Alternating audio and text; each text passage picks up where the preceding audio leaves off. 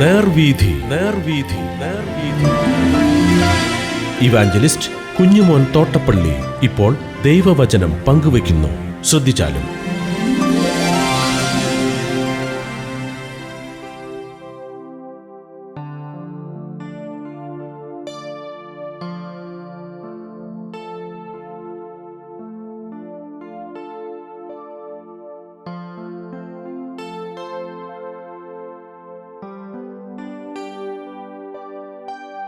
യെഹെസ്കേൽ പ്രവചനം 2-ാം അധ്യായം. ഞാൻ വായിക്കുന്നത് ശ്രദ്ധിച്ചാൽ, അവൻ എന്നോട്, മനുഷ്യപുത്ര, നിവർന്നു നിൽക്ക, ഞാൻ നിന്നോട് സംസാരിക്കുമെന്ന് കൽപ്പിച്ചു. അവൻ എന്നോട് സംസാരിച്ചപ്പോൾ ആത്മാവ് എന്നിൽ വന്ന് എന്നെ നിവർന്ന് നിൽക്കുമാറാക്കി.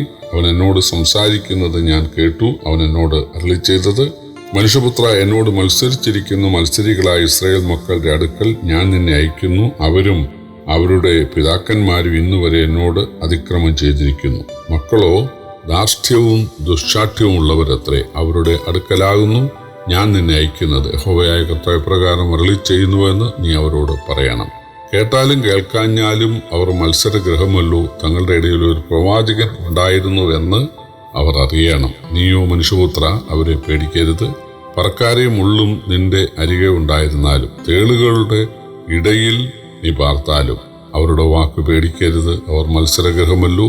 നീ അവരുടെ വാക്ക് പേടിക്കരുത്. അവരുടെ നോട്ടം കണ്ട് ഭ്രമിക്കുകയും അരുത്. അവർ കേട്ടാലും കേൾക്കാഞ്ഞാലും നീ എൻ്റെ വചനങ്ങളെ അവരോട് പ്രസ്താവിക്കണം. അവർ മത്സരികൾ അല്ലോ. നീയോ മനുഷ്യപുത്ര, ഞാൻ നിന്നോട് സംസാരിക്കുന്നത് കേൾക്ക. നീ ആ മത്സരഗൃഹം പോലെ മത്സരക്കാരനായിരിക്കരുത്. ഞാൻ നിനക്ക് തരുന്നത് നീ വായ് തുറന്ന് തിന്നുക. ഞാൻ നോക്കിയപ്പോൾ ഒരു കൈ എങ്കിലേക്ക് നീട്ടിയിരിക്കുന്നതും അതിലൊരു പുസ്തകം ചുരുളിരിക്കുന്നതും കണ്ടു. അവൻ അതിനെ എൻ്റെ മുമ്പിൽ വിടർത്തി. അതിൽ അകത്തും പുറത്തും എഴുത്തുണ്ടായിരുന്നു.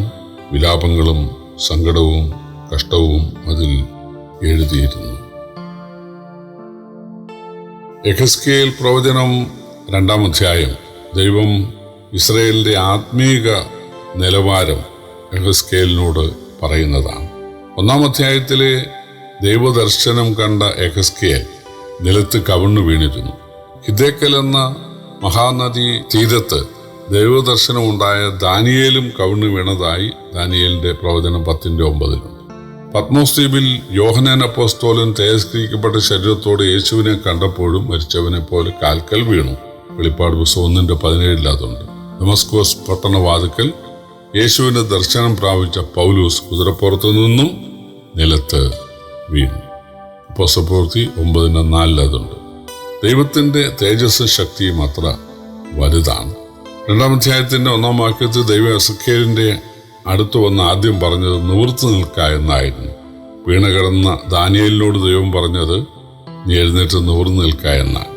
ദമസ്കോസിൽ വെച്ച് പൗലോസിനോട് ദൈവം പറഞ്ഞതും എഴുന്നേറ്റ് നിവർന്നു നിൽക്ക എന്നായിരുന്നു. ദാനിയേലിനോട് പറഞ്ഞത് ദാനിയേൽ പ്രവചനം 10:11 പൗലോസിനോട് പറഞ്ഞ അപ്പോസ്തലപ്രവൃത്തി 26:16 നമുക്ക് കാണാം. നിവർന്നു നിൽക്ക എന്ന് കൽപ്പിച്ചവൻ നിവർന്നു നിൽക്കാനുള്ള ബലവും നൽകി.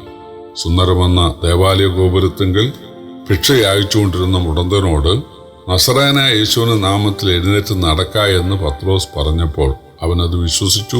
നസറായനായ യേശുവിനെ, യേശുവിന്റെ നാമത്തെ, യേശു ദൈവമാണെന്നുള്ളതിനെ അവൻ വിശ്വസിച്ചു. അപ്പോൾ അവൻ എഴുന്നേറ്റ് നടക്കാനുള്ള ആരോഗ്യം ദൈവം നൽകി. പത്രോസ് പറയുന്നത് ഈ ബലഹീന മനുഷ്യന് ഈ ആരോഗ്യം, നടക്കാനുള്ള ആരോഗ്യം നൽകിയത് യേശുവിന്റെ നാമത്തിലെ വിശ്വാസമാണ്. നാമം എന്ന് പറഞ്ഞാൽ ദൈവത്വം. യേശു ദൈവമാണെന്നുള്ള ആ അവന്റെ വിശ്വാസമാണ് എന്നാണ് പറയുന്നത്. അപ്പോൾ ഇവിടെ ദാനിയേലിനെയും അതുപോലെ യെഹെസ്കേലിനെയും ഒക്കെ ദൈവം, പൗലൂസിനെയും ഒക്കെ ദൈവം ഇവരെ നിർത്തുകയാണ്. ദൈവത്തിന്റെ വായിൽ നിന്നുള്ള വചനം കേൾക്കുവാൻ അവർ ദൈവമുമ്പാകെ നിൽക്കണം. ഗബ്രിയേൽ പറഞ്ഞ ഞാൻ ദൈവത്തിന് മുമ്പാകെ നിൽക്കുന്നവനാണെന്നാണ്. നിൽക്കുന്ന ഗബ്രിയേലാണ്. ദൈവമുമ്പാകെ നിൽക്കുന്നത് അവന്റെ ആജ്ഞ കേൾക്കാനാണ്. 3-4 വാക്യങ്ങളിൽ ദൈവം യെഹെസ്കേലിനോട് പറഞ്ഞത്, അതായത് ഇസ്രായേല്യരും അവരുടെ പിതാക്കന്മാരും മത്സരികൾ ആയിരുന്നു എന്നാണ്. അവരുടെ അതിക്രമമാണ് അവരെ ബാബേലിൽ എത്തിച്ചതെന്നാണ്. എന്നാൽ ഇപ്പോൾ അവരുടെ മക്കള് ധാർഷ്ട്യക്കാരും ദുശാഠ്യക്കാരും ആണ്. ഇതൊന്നും കണ്ടു പഠിച്ചില്ല എന്നാണ് നമ്മൾ വായിച്ചത്. ഇത്രയും വർഷത്തെ പ്രവാസ അനുഭവവും പീഡയും അവരിൽ ഒരു മാറ്റവും ഉണ്ടാക്കിയില്ല. എന്നാൽ നീ ഭയപ്പെടാതെ പോയി അവരോട് ദൈവവചനം അറിയിക്കണം. അവർ മത്സരഗ്രഹമാണ്, ദുശാഠ്യമുള്ളവരാണ്, അവർ രാഷ്ട്രീയക്കാരാണ്, അതിക്രമക്കാരാണ്. പക്ഷെ നീ അവരെ ഭയപ്പെടരുത്. ദൈവം എഹെസ്കേലിനോട് പറയുന്നത്, നീ അവിടെ ചെല്ലുമ്പോൾ അവര് മുള്ളും പറക്കാരെയും നിന്റെ നേരെ നീട്ടും. അവർ നിന്നെ കുത്താൻ തേളിനെ കൊണ്ടുവരും. പക്ഷെ നീ ഭയപ്പെടരുത് എന്നാണ്. പ്രിയപ്പെട്ടവരെ, നമുക്ക് നേരിടാൻ പോകുന്ന കഷ്ടങ്ങൾ എന്തൊക്കെയാണെന്നുള്ളത് ദൈവത്തിനറിയാം. പക്ഷെ പലപ്പോഴും ദൈവം അത് പറയാറില്ല. പൗലൂസ് മാനസാന്തരപ്പെട്ടപ്പോൾ ദൈവത്തിനറിയാം ഇവൻ ഒരുപാട് കഷ്ടം സഹിക്കണം. പക്ഷെ അത് പറഞ്ഞില്ല. അതത് സമയത്ത് നമുക്കതിന് സഹിക്കാനുള്ള ശക്തിയും കൃപയും ദൈവം നമുക്ക് നൽകും. ദൈവം പറയുന്നത്, നീ എൻ്റെ അരുളപ്പാടുകൾ അവരെ അറിയിക്കണം, മനസാന്തരപ്പെടുക, വിഗ്രഹങ്ങളെ ഉപേക്ഷിക്കുക എന്നുള്ള എൻ്റെ സന്ദേശം നീ അവരോട് പറയണം. പക്ഷെ അവർ മാനസാന്തരപ്പെടത്തില്ല. പക്ഷേ തങ്ങളുടെ ഇടയിൽ ഒരു പ്രവാചകൻ ഉണ്ടായിരുന്നു എന്ന് അവർ അറിയണം എന്നാണ്. ഏലിയാവ് പറയുന്നതും അങ്ങനെയാണ്. ഞാൻ നിന്റെ ദാസനെന്ന് ഇവരറിയാനിടയാകണം. ഒരു ദൈവമുണ്ട്, ആ ദൈവത്തിൻ്റെ ദാസൻ ആണ് ഞാൻ എന്ന് ഇവരറിയാനിടയാകണം എന്നാണ്.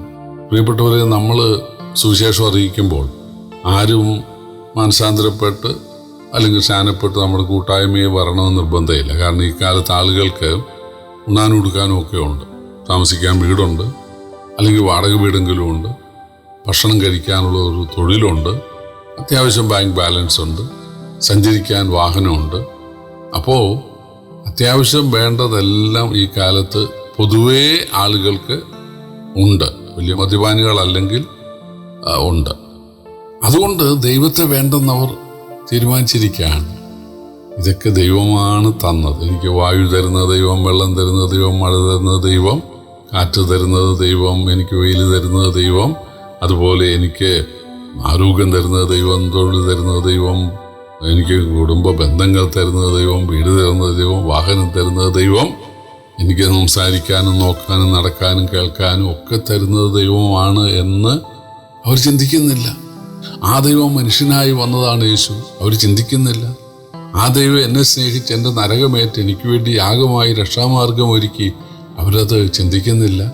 കൊച്ചുനാൾ മുതലേ അവർ കണ്ടും കേട്ടും ഒക്കെയുള്ള അവരുടെ കൊക്കിനൊതുങ്ങിയ ഒരു ദൈവമുണ്ട്. കള്ളു കുടിച്ചാൽ വഴക്ക് പറയാത്ത, അല്ലെങ്കിൽ വ്യഭിചരിച്ചാൽ കൊലപാതകം പോലും ചെയ്താലും ഒന്നും പറയാത്ത, മിണ്ടാത്ത, മുളാത്ത, അവരുടെ കൈക്കിണങ്ങിയ ഒരു ദൈവം അവർക്കുണ്ട്.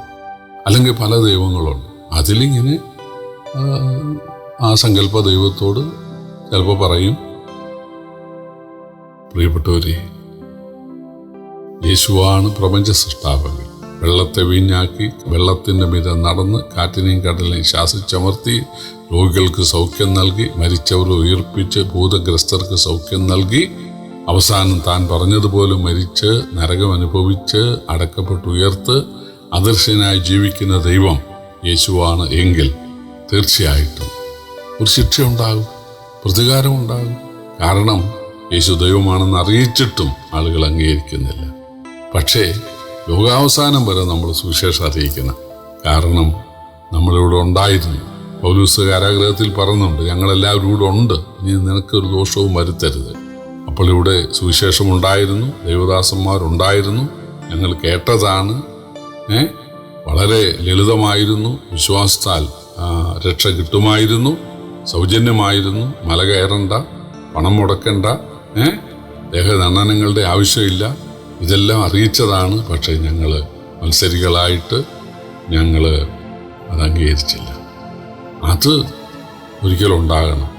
ഞങ്ങൾ കേട്ടതാണ്, ഞങ്ങൾ അറിഞ്ഞതാണ്, ഞങ്ങൾ കണ്ടതാണ് എന്ന് ജനം പറയണം. അതിനുവേണ്ടിയാണ് ദൈവം നമ്മെ സുവിശേഷം അറിയിക്കാൻ അയക്കുന്നത്. ലഘുലേഖകളിലൂടെയും അതുപോലെ ഭവന സന്ദർശനങ്ങളിലൂടെയും പ്രസംഗത്തിലൂടെയും ഒക്കെ കർത്താവിനെ അറിയിക്കാൻ ദൈവം നമുക്ക് എഹെസ്കേലിന് ബലം നൽകിയതുപോലെ ബലം തരട്ടെ. ദൈവം പറയുകയാണ്, നീ എന്ത് കാണുന്നു? ഒരു പുസ്തക ചുരുൾ, നീ അത് തിന്നുക എന്ന് പറയുകയാണ്. എഹെസ്കേൽ അത് തിന്നു. അത് തേൻ പോലെ അവൻ്റെ വായിൽ മധുരമുള്ളതായിരുന്നു. എന്താണ് അതിൻ്റെ അർത്ഥം? യേശു പറഞ്ഞില്ലേ, എൻ്റെ മാംസം തിന്നണം, എൻ്റെ രക്തം കുടിക്കണം. അതിൻ്റെ അർത്ഥം എന്താണ്? എൻ്റെ മരണത്തെ നിങ്ങൾ ഉൾക്കൊള്ളണം എന്നാണ്. എസെക്കിയേലിനോട് ഈ പുസ്തകം തിന്നുക എന്ന് പറഞ്ഞ അതിൻ്റെ അർത്ഥം, ദൈവത്തിൻ്റെ വചനം എന്നിൽ നിന്ന് നീ കേൾക്കണം, നീ അത് ഹൃദയത്തിലാക്കണം എന്നാണ്. ദൈവവചനം പഠിക്കാനും ഗ്രഹിക്കാനും അത് ഉൾക്കൊള്ളാനും കർത്താവ് നമ്മയും സഹായിക്കട്ടെ. അത് മറ്റുള്ളവർക്ക് പകർന്നു കൊടുക്കാൻ ദൈവം നമ്മെ ബലപ്പെടുത്തട്ടെ. കർത്താവിൻ്റെ വിലയേറിയ നാമം വാഴ്ത്തപ്പെടുമാറാകട്ടെ.